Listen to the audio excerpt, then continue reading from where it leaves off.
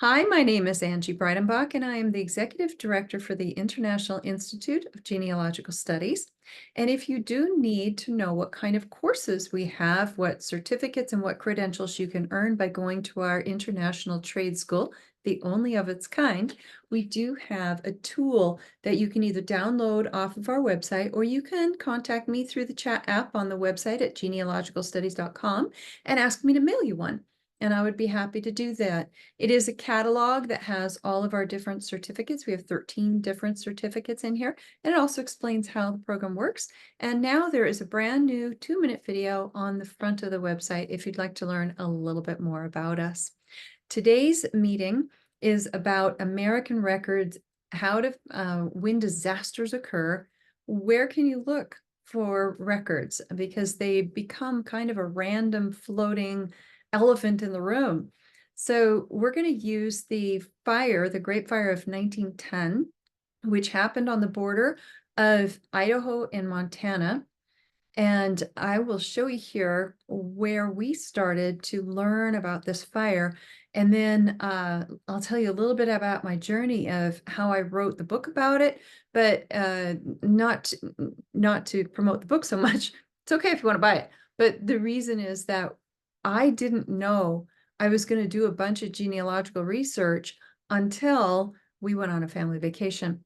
And I thought that that experience might be helpful for you in American records as well. So I'm going to show you the screen here real quick, and we'll pop in and out of my screen because there's several different photos I want to show you. And I think it's really kind of fun to learn a little bit about what you can see and do in the Pacific Northwest as well. So this is the route of the Hiawatha, or route, depending on where you're from. And this is this huge, long, was a train line. It did this big, giant curve here and came back through and up. And it went all along the border of Montana and Idaho so it's to the west of Montana on the east border of Idaho. And it is a very narrow, very long switchback valley. And within this valley, what they did was they used to run trains through for mining, for taking mail and supplies through to all the different villages that were there. And there were dozens of villages in through there, and they supported all the various mines. And at one point, there was about nearly 80 different countries represented within this mining and railroad syndicate. And so it's really important for you to know that this is not just about American genealogy. This has got 80 other countries in the world where you might find out information about your ancestors. And in the book I wrote, I picked this is it, it's called Flame of the Rockies.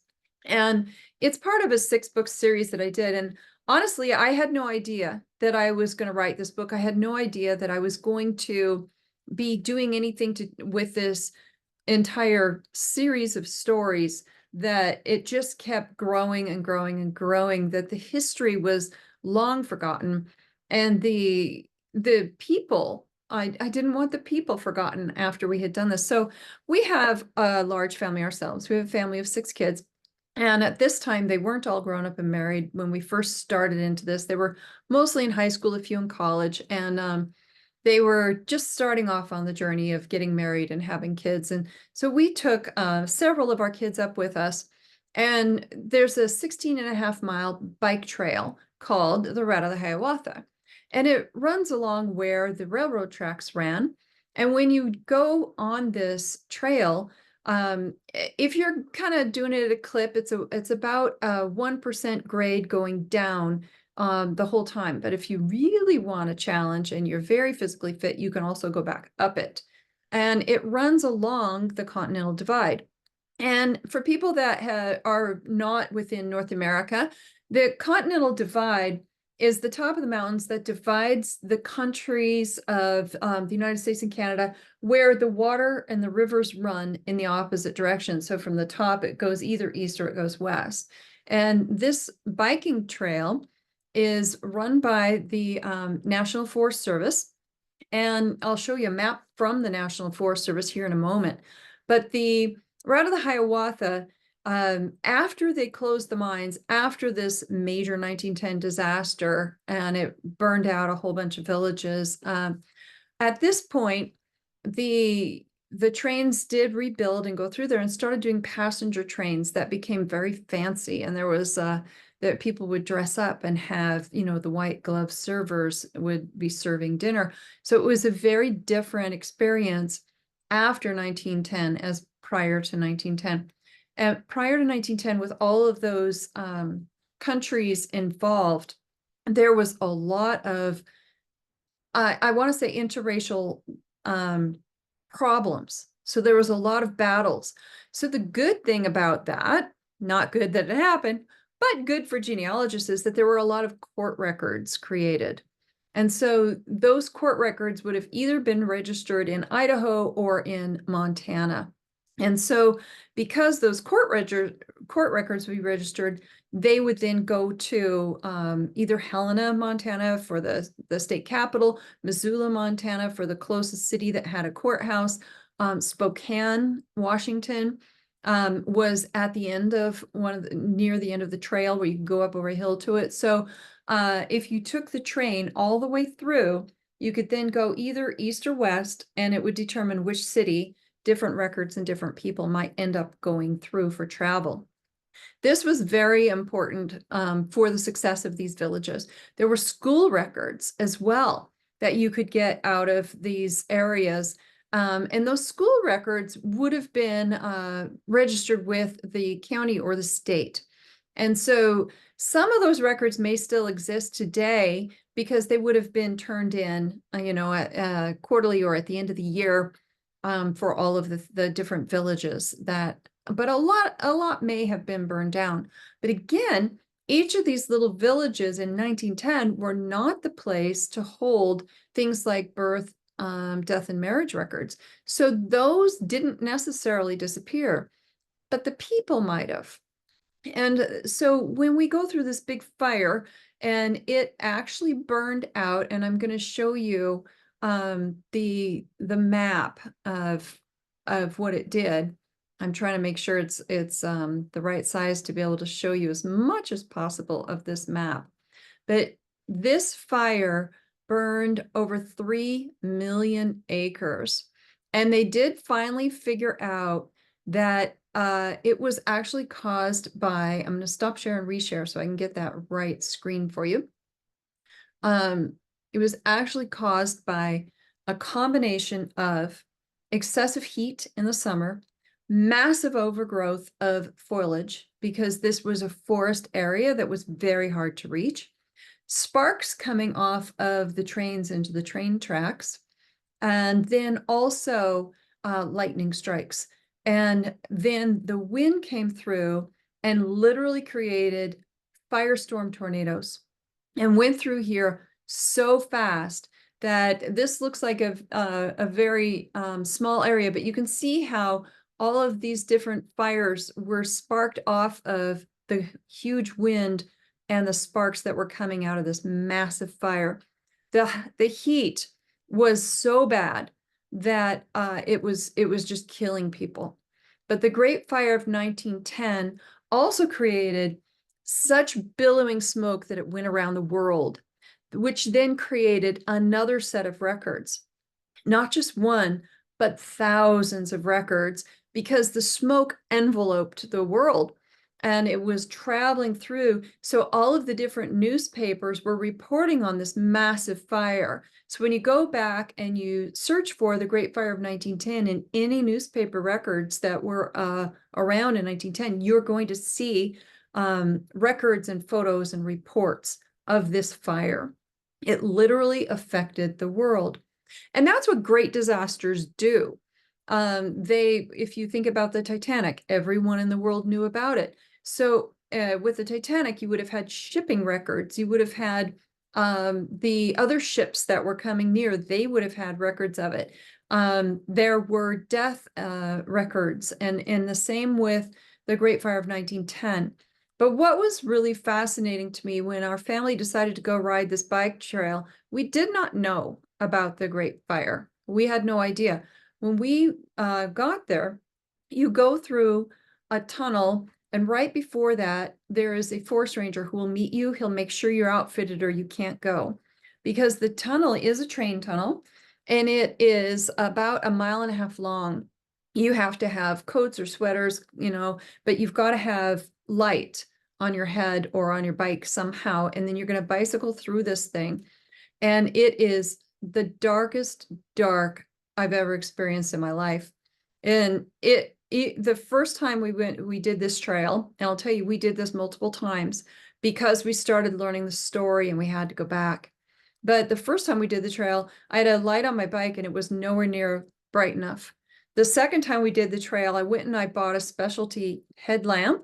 Like maybe the miners would have worn something that would have been that bright, but it was massively bright, plus the light on my bike, because it was really hard to see. And what's interesting is that you are up on top of the Continental Divide. You're very high in the mountains. You're on the very top of the range.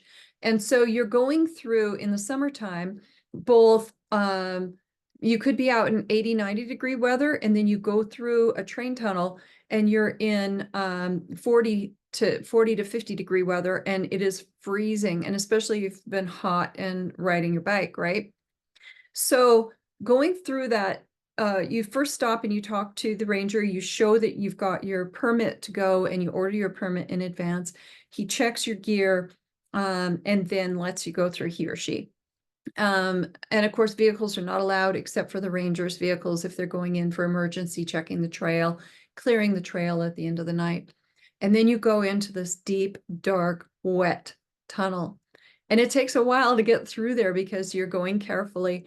And I missed it the first time going through, but right in the middle of the tunnel, from when they were digging the train tunnel through, is a marker. And that marker has a sign that talks about when the two mining crews or, tunnel crews met. And you have to watch for it or you will miss it. But it is pretty spectacular. And if you take lights and you take cameras that can get a little bit, can deal with the deep dark, you can have some pretty spectacular photos there. But running alongside the tunnel on both sides is a lot of water, and this comes into play soon. So as we go down through this trail, you end up seeing photos, and this is from the United States Forest Service, and it talks about the Pulaski Tunnel, which I'm going to tell you about, and it talks about 1/3 of the town of Wallace, Idaho was destroyed. Now, if you've never heard of Wallace, Idaho, this comes into play with later. There was a movie with Pierce Brosnan in it that had to do with a fake volcano. There was no volcano there, but they set this movie there about a volcano that was going off, and that town became famous because of that movie. But ultimately, it was one of the towns that barely survived that fire because it wasn't really. So it was right here, if you can see where Wallace, Idaho is. It's this is I-90 that goes all the way across the United States, from west to east or east to west. You can travel through quite a bit of the United States on that highway. Here's where I live, in Missoula. And from Missoula over to Taft, this is the exit that you take off. This is where they would catch a train to go back and forth. And of course, I-90 didn't exist there in 1910. There was an old highway that went down in this route here.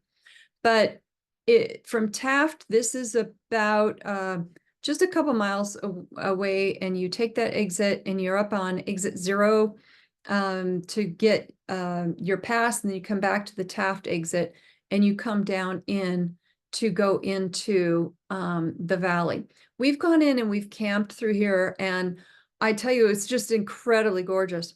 But what's amazing that happened with this also, this massive fire, besides the fact that it burned out 1/3 of Wallace, Avery was burned out. A lot of this was all burned out all the way through here and all the way down through the area. So a lot of people were struggling to survive. There's these posters, well, the signs that you can stop and read about every quarter mile on this. And that was what got me fascinated with these great disasters. So as you go through, I think one of the places we forget to look for genealogical information is not just museums, but these amazing outdoor adventure places to go like this, where they put up the placards. When you stop at, there's several different rest stops as you go through them all across the country of the United States, that if you stop at some of these rest stops, they have lots of placards about their history and they name people on them. So if you know that your family has come across somewhere, always stop when you're at the rest stops and look at the placards that are there. You never know what you're going to learn. And what surprised me was I was in a museum in, I believe it was St. Louis, and the museum was had to do it was about slavery, and I found one of my ancestors' names and looked it up, and it turns out that one of my ancestors on my paternal side was actually a major player in that area for the Underground Railroad. I would not have known that if I had not seen that museum and just been flipping through the cards of people that were on the Underground Railroad, and there were these giant cards, and I would just flip them. I was just fascinated with their stories and ran across my ancestor's name, and I was like, could it be? And then I went back and researched, and doggone it was. I would never have known. So look at these placards wherever you go, whether you're taking a bike tour, whether you're stopping at a rest stop, whether you're in a museum. I think these are places that we think, oh no, it couldn't be. Jot it down, take a picture, take a look. You'll be surprised at when you're in the area of where your ancestors might have traveled through, have been, that you might find one of yours. And I thought that was very important. They were able to name almost everybody that either got out or didn't get out, except for one. And he does have a grave on the trail, and they just called him a Gandhi dancer. And a Gandhi dancer was somebody that worked on the rails, but they didn't know his name.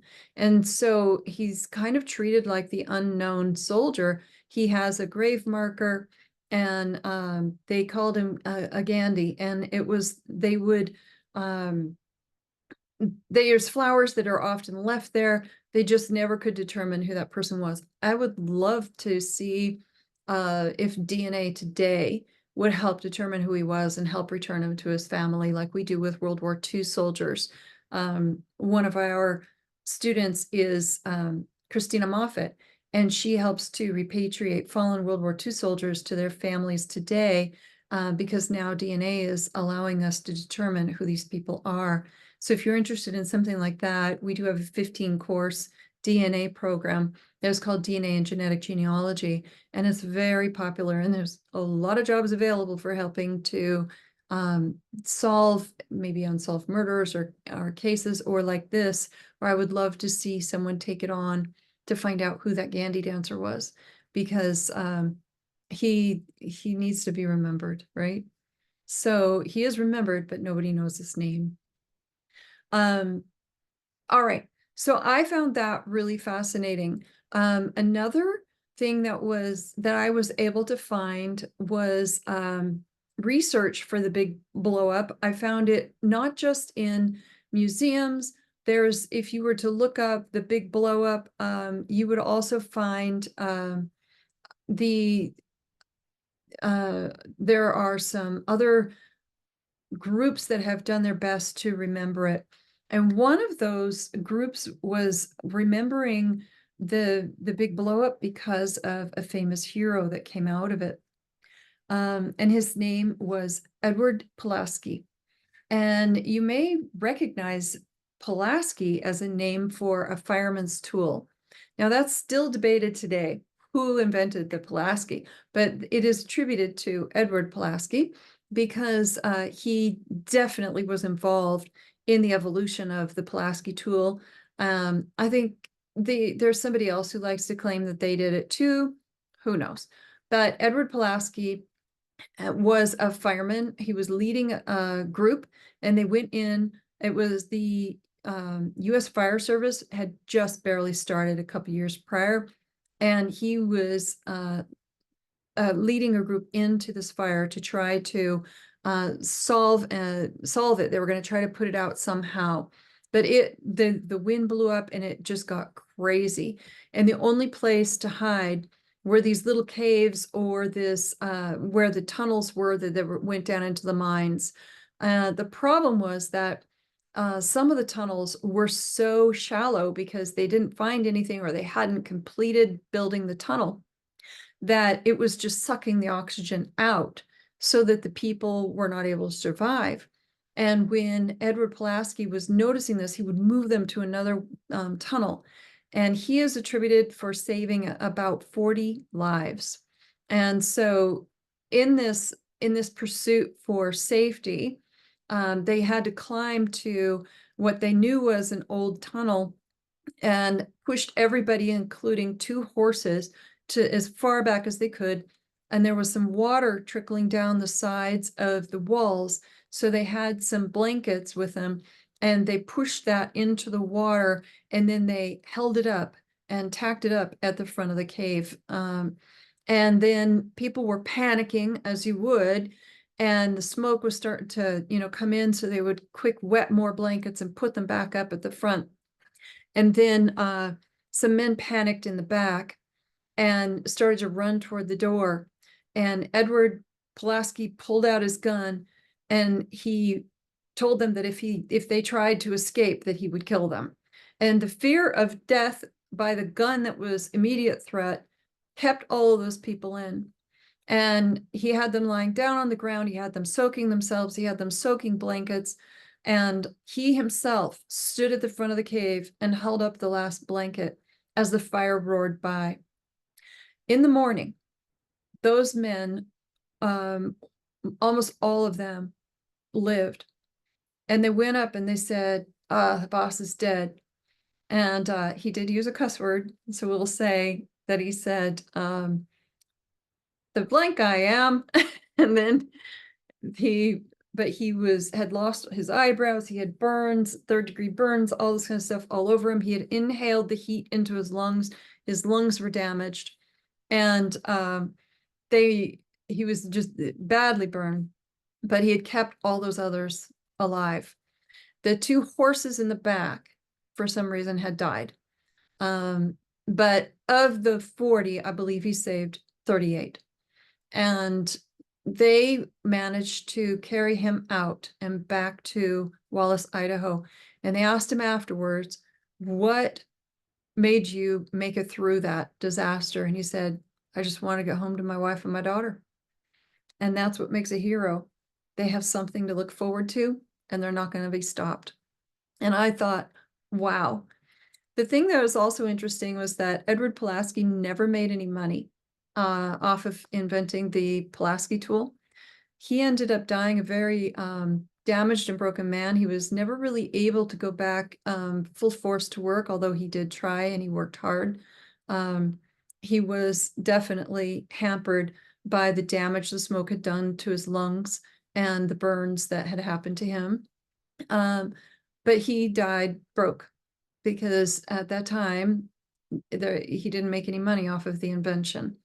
So that was something that was, I think, very sad, but at the same time, I'm very grateful that someone like that lived. And our firemen today use the Pulaski tool, and it is today called a Pulaski tool. And it has, it's basically 2 tools in one, and it helps them to pick or shovel, and it helps them to build fire lines, and helps them to clear the way where an axe couldn't do it and a shovel couldn't do it. And so these things they're built together, which was really cool. So I found that to be absolutely amazing.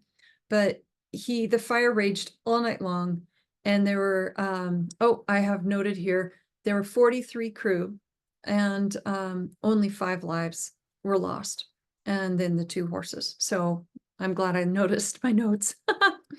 Anyway, I felt like that was something very special to tell you about. There was a woman who also survived the fire, and she ran a marathon, not intending to. Her skirts were singed, and she was her hair was burned, and her name was Pinky.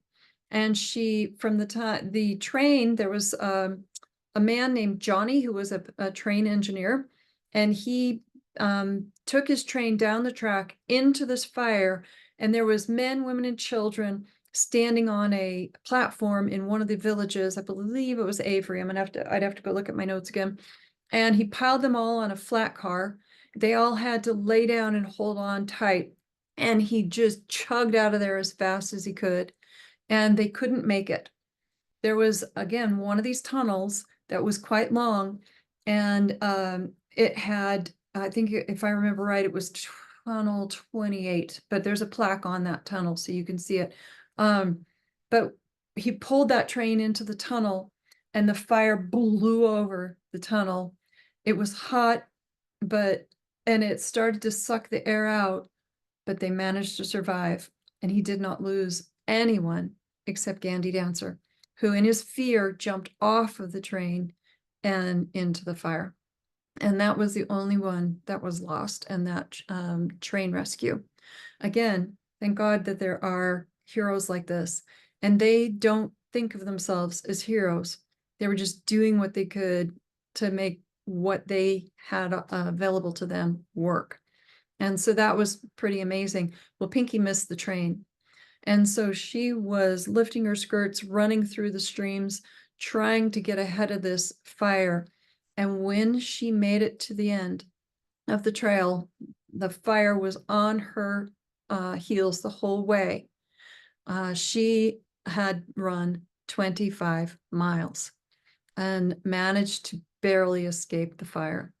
So to me, some of these stories are amazing, but they are listed on all these different placards. So I encourage you, as you're going through the different state or federal state parks, it's really important to read those plaques and notice the names, because your family might be there too.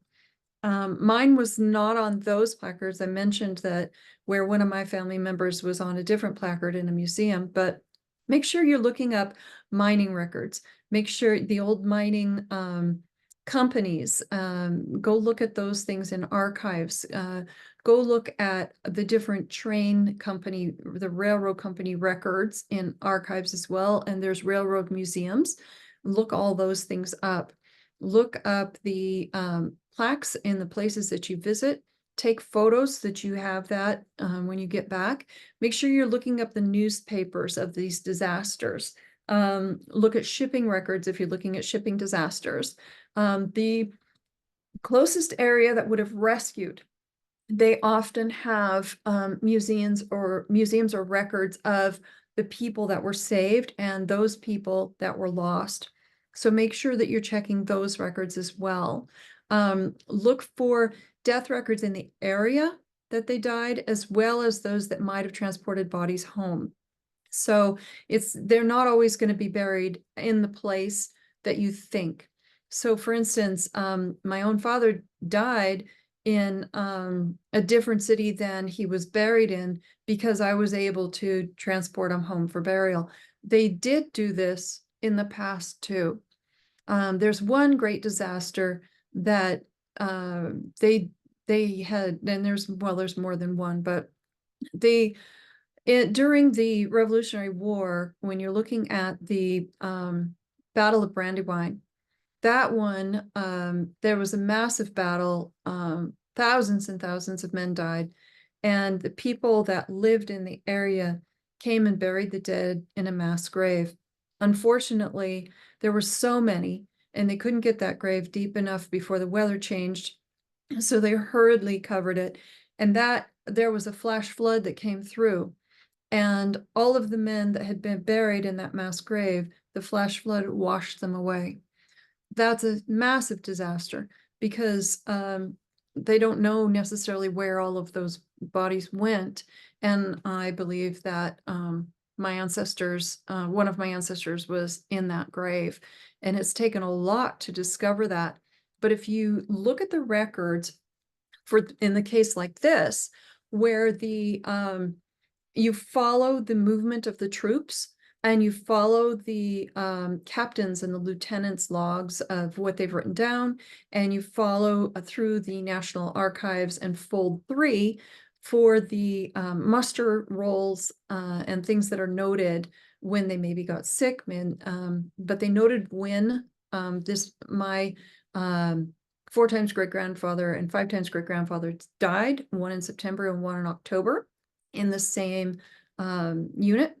They ended up being right near that battle, and they were in that, the one who died was in that battle. So what I don't know was whether he was actually in that grave and washed away, but there is no grave for Thomas Nelson Jr. that I have yet found, and it's not the one that signed the Declaration of Independence. He far outlived the Revolutionary War. Mine was a Pennsylvania private and a Pennsylvania sergeant. So it's really interesting that sometimes those records will lead you to an understanding of what likely happened, but until, proof is always forthcoming. So there's always something new that you're going to discover. I have not had a chance yet to go back to the battlefield to kind of look myself, but there's a lot of area around there where we might find more information. So I'll be looking at placards, I'll be looking at museums, I'll be looking at journals of that time from those people to see if anything pops up. The other thing that happened from, we'll go back to the largest fire, the U.S. Largest fire in the U.S. of 1910, was that there were a lot of journals and there were a lot of survivor stories. So you're going to want to look for survivor stories as well. And then you're going to want to look in family Bibles, not just for the person's name of birth and death and marriage, but also because you may find pressed in the pages a handwritten story or a newspaper clipping. And then you can start searching that way as well. But be sure that you're looking in criminal records. Be sure that you're looking in U.S. Fire Service records. Look at the records of what the disaster was. And now if you're getting even more modern, let's say you're looking at after 1910, you might even want to look for tow truck companies and tow truck records, or just be really creative about what you're thinking about. Look for those journals, look for those different things. Some of the information that I found for the largest fire was also in libraries, for sure. We have rooms in libraries, most libraries will have them, which will be like the Montana room for us, right? The Washington room or whatever. And they have old documents, old journals, old letters. But I also found in there that a lot of the different clubs and societies had filed their minutes, and they're filed in our library. But look also at college libraries, where they hold on file quite a few things that have to do with the history of the town or the area. And then also when you're staying at hotels, motels, going to different restaurants, look on the walls, because we have restaurants here in Montana that have giant black and white photos of original days, whether it is the flash floods that went through here. We've got Glacier National Park and the flash floods that have gone through Libby and some of the smaller towns, Bonner. And there's photos with captions, and with the people that were in those photos are named. So go to art museums and art exhibitions. I just spoke with another one of our students earlier today, and she works for the Galt Museum in Canada. And right now they're putting on 3 different exhibitions. This is summer of 2024. if you're interested, about the Blackfoot Nation going between the border of Canada and Montana. And they also have audio of the language being spoken, discussing what's also then shared in English. So it's really amazing when you get the chance to take a look at art museums, at natural history museums, where you can kind of see. One of the other things you want to look at is what has happened over time in that place, and create yourself a timeline. And that timeline will help you find more people as well. After the fire of 1910, those different, almost 80 different groups of people started to disperse. So they went up to, the Taft area, and they caught the train, and Missoula, Helena, and Spokane, and a little bit of Wallace took in a lot of those refugees. And many of those towns were never rebuilt that were along that train line. The train line was rebuilt. Some of the mining did start happening again, but most of those people moved on and went on their way. And it was really interesting to see that many of them settled in places like Missoula and Helena. So you'll hear accusations that, Montana is just, all white people. Well, that is not true. Yes, we have a lot of people that are of European and Northern European descent. Absolutely. But we also have a lot of other cultures here.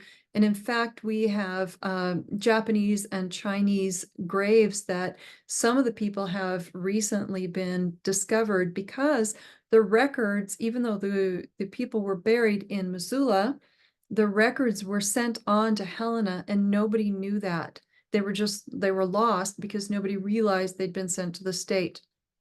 We were able here just a few years ago to repatriate those families to their loved ones.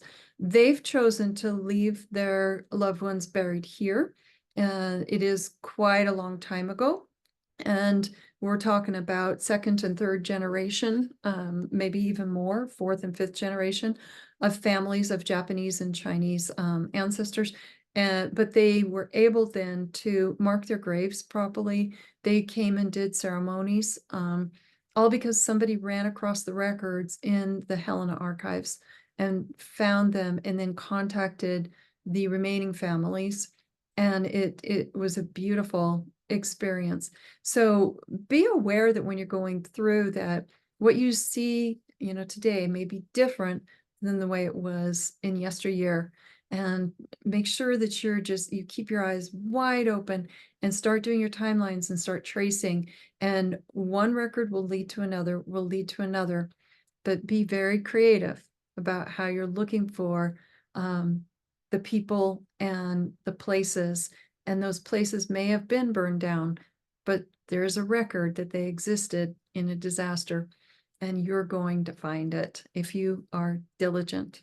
It took me probably a year and a half to do, the research for this book, but it was incredibly rewarding work. And I was able to feature a couple of different heroes in it. And I loved that I had the opportunity to learn from those heroes, and I had the opportunity to learn from the cautionary tales. And that's one of the reasons that I absolutely adore genealogy today. And hopefully in what you do, you bring back those stories, but you also give the families today a sense of connection and belonging to their loved ones as well.